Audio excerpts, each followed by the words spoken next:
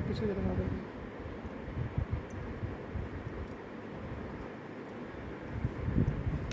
पकड़ के रखो।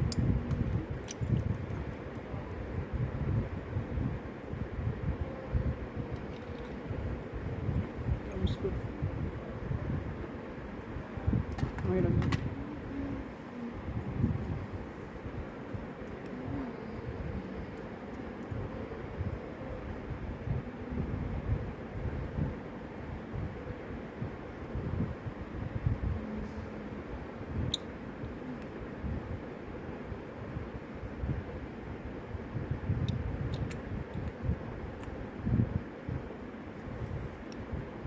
ऐसे रख दो।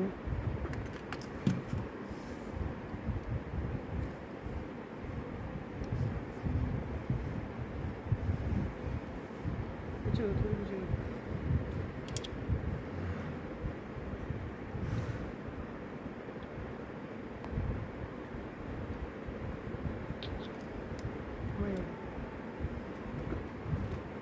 वहीं रख दो सब।